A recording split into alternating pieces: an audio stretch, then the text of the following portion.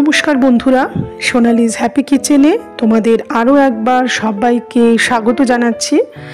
আজকে যে রেসিপিটা তোমাদের সাথে শেয়ার করব সেটা আমাদের বাঙালি বাড়িতে শীতকালে বা বর্ষার দিনে চায়ের সাথে অথবা ডাল ভাতের সাথে দারুণভাবে রান্না করা হয়। খুব সহজ অথচ খুব টেস্টি একটা রেসিপি, বাঁধাকপির পকোড়া বা বাঁধাকপির বড়া। তো চলো আমি কিভাবে বানাই এই রেসিপিটা সেটা দেখে নিই। এই পকোড়াটা বানানোর জন্য একটা ছোট সাইজের কচি বাঁধাকপি আমি নিয়ে নিয়েছি এবং তার অর্ধেক পরিমাণ বাঁধাকপি আমি বেশ ঝিরিঝিরি করে কুচিয়ে নিচ্ছি। এখানে বাঁধাকপিটা যত কচি হবে এবং কাটাটা যত সুন্দরভাবে করা যাবে তত কিন্তু বড়াটা খেতে ভালো হবে।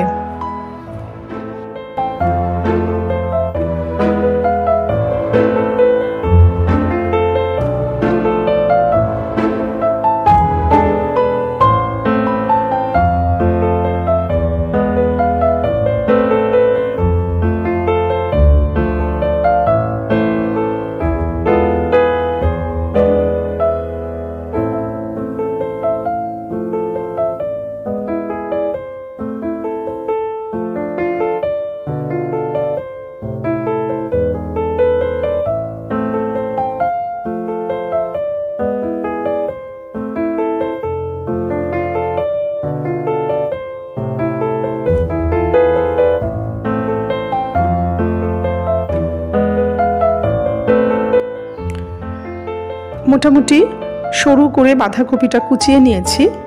এবার সেগুলোকে একটা মিক্সিং বোলের মধ্যে আমি ট্রান্সফার করে নিচ্ছি।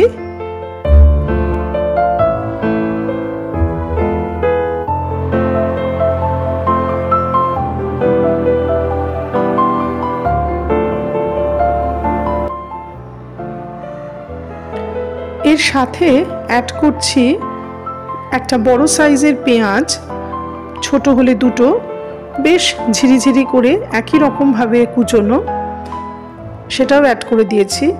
দিয়ে দিলাম কিছুটা আদা রসুনের পেস্ট, দিয়ে দিচ্ছি 1 বাটি বেসন,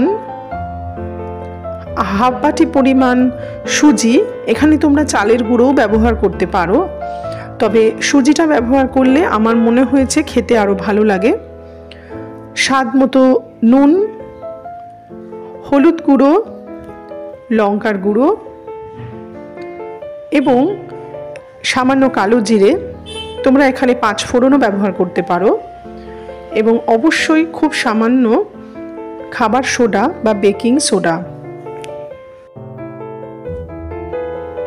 এবার সমস্ত উপকরণগুলো হাত দিয়ে বেশ ভালোভাবেই আমি জল ছাড়াই আগে কিছুক্ষণ চটকে চটকে মেখে নেব, যাতে পেঁয়াজ এবং বাঁধাকপির থেকে সামান্য জল বেরোয়। শুকনো উপকরণ ভালো করে মিশিয়ে নেওয়ার পর খুব সামান্য করে জল আমি অ্যাড করব এবং মিশ্রণটাকে মাখতে থাকবো খুব ভালোভাবে। এই মাখাটা কিন্তু যত সুন্দর হবে বড়াগুলি তত সুন্দর হবে।